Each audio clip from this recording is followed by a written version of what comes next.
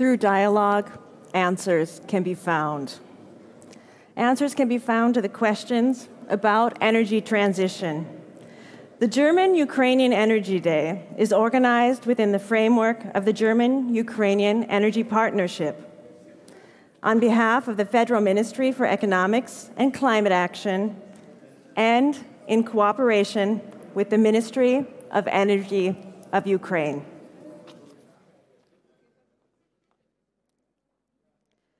Opening our event today is Herman Galushenko, Minister of Energy of Ukraine.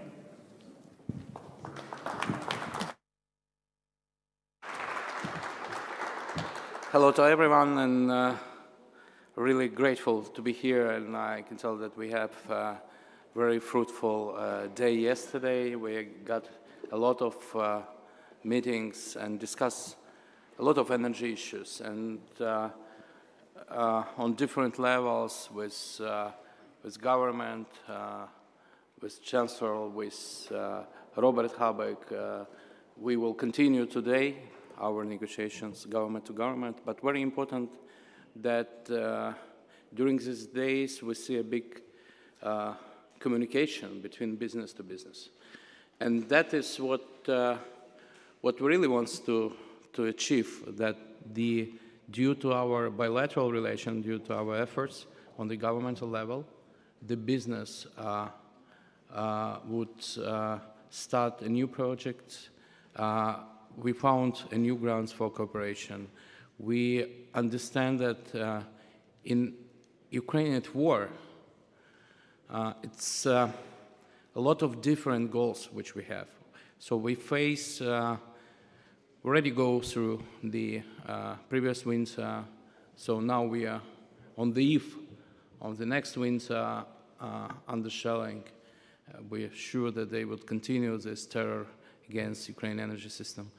But very important that in these goals, like short-term, mid-term, long-term, we have the partners with us, not only on the governmental level, but also the partners from business.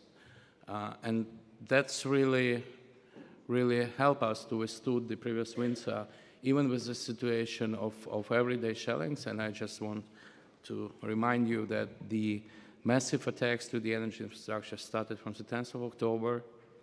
The first day was night from Sunday to Monday. It was something around 100 missiles at once. And the last final attack was on March 9th of March. And it was another massive attacks, like the final massive attacks. And each day, from the 10th of October until the 9th of March, we were under everyday shellings to the energy infrastructure. Every day. They didn't give us a day to rest. And we got incredible experience how to maintain the system during the attacks. I often asked by my colleagues, ministers of energy from different countries, German, you have the experience, and I always said that I would be happy to share this experience after our victory, but I hope you would never need Ukrainian experience.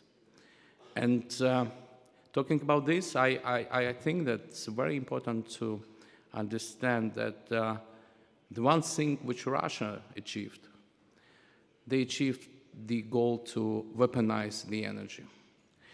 And that was done many years historically. It was done by Soviet Union, so they just took this practice. And I might say that even modernized this practice. That is very dangerous things, and that's the things of national security. It's not about even the money, how cheap you could buy the gas, or how much gas you need from one country, or how you dependent on supplying of energy resources from one source. But it's about the national security. And it's very important that we really, I really encouraged by the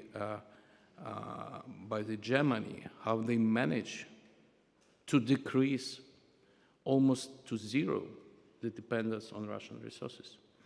And that is a great example, which I often also share to my colleagues, other colleagues, which are not so, let's say, willing to do, or trying to find some explanation why. For instance, when we are talking about the nuclear sector and sanctions against nuclear, I'm quite often heard the position like, but we have the project, so we're still in relation, and that is all about money, so we would lose a great amount of money in case we stop cooperation. But if you take only the money, it means that your energy security suffer, national security suffer. And that's what I always said, look at Germany. I mean, they also lost money because of the decrease of consumption of Russian resources. And in 2021, Germany consumed a lot of Russian gas and oil. But look what is now. And that is almost nothing this period of time for such huge transformation of the country.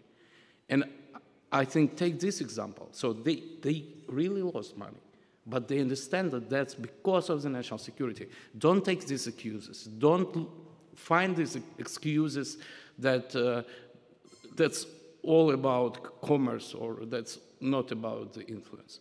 So they would use, and they always use the resources as an influence to the country, and they're looking for some political benefits. That's not about the money. They are ready to lose money. They are ready to lose money just to get the influence. And that is also very important to understand. And I'm very unfortunately, it's, of course, the war in Ukraine indicated the situation from the other angles. And everyone now understand that what has happened, and understand how it works. And it's very important. But even during the war, it's very important that we absolutely understanding what we have to do in the next winter, and probably next winter, nobody knows how much winter we need to withstand under the attacks. But very important that we are now speaking about the future. And we are speaking about the future, and we are showing to Ukraine, to our partners, to the world, how we want to change our energy system in the future, how we see the mix in the future. We had a lot of debates when we adopted in April energy strategy until 2015. And I have some tough talks sometimes when I was asked, Minister, why you adopted this energy strategy? It looks ridiculous. I mean, you are at war, and you take some horizon like 2015. I mean, how you could predict what would be? And I think that we insist that we need this strategy, and we did it. We adopted this strategy, and it's very important. It's like a vision of the future. So we need to show that we have to construct new energy system, which would be resilient, independent, and which would be strong. Unfortunately, one more issue which we need add to our strategy, that is the military threats. That is something which no country face. Even we also consult some countries which were close to some situation with the war. But that is something which we need to create. And I'm really very grateful to our partners, especially we are in constant contact with Robert, and so we discuss all the issues, even leopards sometimes. But it's very important. It's very important that really that is more than just cooperation. That is more than. I think that is a great friendship, and that is a great opportunity for our business for cooperation in the future, because we really want to involve the best practices. We want to involve the innovations. We really understand some weak parts of our energy system during the shellings. That is also, something new for us. And when we understand that the issue of localization or local generation, that is very important from the point of view of military threats. That is something new for us, And we understand that renewables is the fast solution for that. We understand that that would allow us to decentralize the generation. And in case of shelling, in case of splitting the system, this local generation would allow it to at least to provide electricity for the needs of critical infrastructure, of consumers, I mean, for industry, for everyone. And that is very important. And in this goals of transformation, goals of future of Ukrainian energy system, we, of course, welcome our partners to participate deeply. We welcome companies to participate in recovery of Ukraine, which is I'm absolutely sure that would be the biggest project after World War II in the world. And I'm really grateful to Germany for everything we got, for even possibility just to take the phone, to make a call. And I know that I will always get the answer. Thank you very much.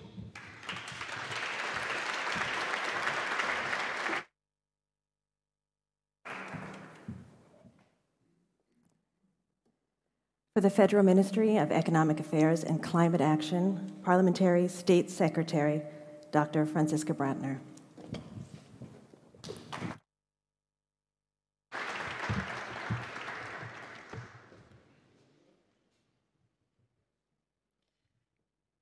Hello, everybody, and a warm welcome. Dear Minister Galushenko, I also would say dear friend, and also all your team. We are always in a constant, always WhatsApp exchange, and I'm very glad that we can welcome you here today for the 3rd German-Ukrainian Energy Day.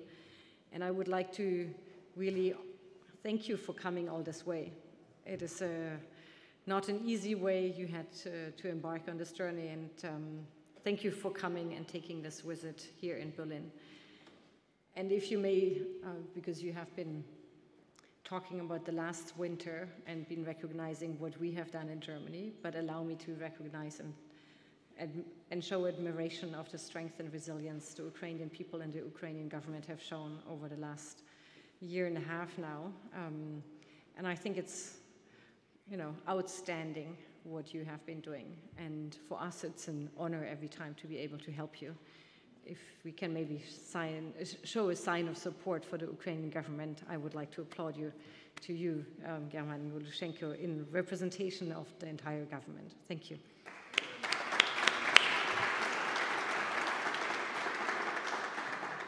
And allow me to say that we have now also another terrific war, terrible war, which was started by the terrorist organization Hamas against Israel, which is horrendous in what they have done. But I just would like to say that this will not allow us to work less and be less committed to Ukraine. This is what some would like to see, and I can assure you we will not allow one conflict to take us away and our concentration away from the other one, which is also still ongoing. And rather, we should see the connections that exist between the actors that are committing the crimes. We should all not forget that the Hamas leader was visiting Putin last year and got support there as well. So I rather think it's a joint fight that we are fighting there, and we should play it together and see together as a struggle for a democracy and the freedom of this world. So please, allow me to say this in these days. It's a joint struggle, but it just shows how large our task is and how much we can be thankful for you to be in this fight. And as you've said, the energy infrastructure has become a primary target last winter, and probably the deliberate bombing, and not only once bombing, but continuously bombing the power plants, all the power stations, the pipelines, etc., is a sign that they are really weaponizing energy in all its aspects. And I think to see that this will probably be the case again this winter, and you said the next one, I don't hope so, but I think it's right to have this perspective of knowing that we will have to stand together in this perspective together, and at the same time build a long-term future. And I think our energy partnership has allowed us to react quickly in the current situation. We have supplied you with some materials, spare parts. We are also making this as a European effort to coordinate. It's sometimes, for us, also frustratingly slow. And I can understand that then for you, it's even more complicated and sometimes more frustrating to see. But I would like also to thank at this point the German business community and the business associations that have been outstanding in helping and making donations campaign and being at the support of Ukraine. So from really bottom of my heart, a big thank you to the business community in Germany for participating in helping Ukraine through the last winter and again coming forward to this winter. I just want to put a figure there because sometimes it helps. These were 3,400 items that have been delivered to Ukraine. It's not nothing, and I'm sure we will be able to do and repeat this as much as it requires it. We have been supporting you with over 200 million in the energy sector alone, and I think we have been one of the largest contributors to the Ukraine Energy Support Fund, which has been also important for us to be able to contribute to your own endeavors of purchasing equipment by Ukrainian energy companies, because that's also part of strengthening your system, your own resilience in that. And if I may say so, we have always continued to work on the future, on the transformation. We know that you have a big potential also to be in the future a huge energy source for Europe, an energy partner in terms of electricity imports. Now we are helping you in terms of supplying and providing energy, but I'm sure in the future it will be again the other way around, and it's just a question of time. And I think that this could also be a driver for your future energy system. I can tell you that we will also, in this budget negotiations that we're having these days, which are not so easy. Some of the Germans might know the constraints we have in terms of budget constraints. We will be fighting for keeping the budget up so that it really brings the support to you that you require. And allow me to just say that we would like to continue working on both sides, the recovery when it's needed, and at the same time the transformation, PV on the roofs, energy efficiency, many projects that we still are working on that are also part of the future of Ukraine and of Europe and of your, hopefully, future membership of the European Union, which I think these days is also an important part that you will become part of the Green Deal and our transformation. So in that sense, we are these days fighting to keep all the budget support we can give. I think it will be key. And I can commit that Mr. Habeck, myself, we are all fighting for keeping these budget lines as high as you need them and for having as easy access to these funds as possible. And for whatever will come this winter, we will be there. And if I may say so, I have also spoken to many in the business community that I know that they are committed to helping you as well as investing, by the way, in Ukraine, which I think is a very good move that we see this as well. In that sense, I'm looking forward to the discussions we're having today. We will always continue the discussion afterwards now. And please allow me to also send the best regards from Robert Habeck, who who is with you, I know, always on a very short contact and was visiting you as well. And we will have maybe that last point, the Ukrainian Recovery Conference in Berlin 2024, which will be a big step for us also to bring all the investment conditions together and to bring the business community around that. And I think this will be an important moment to get everybody on board to reconstruct, but also build the future of Ukraine in a European Union that we all fight for. And again, thank you for being here with us today. It's highly appreciated. Thank you.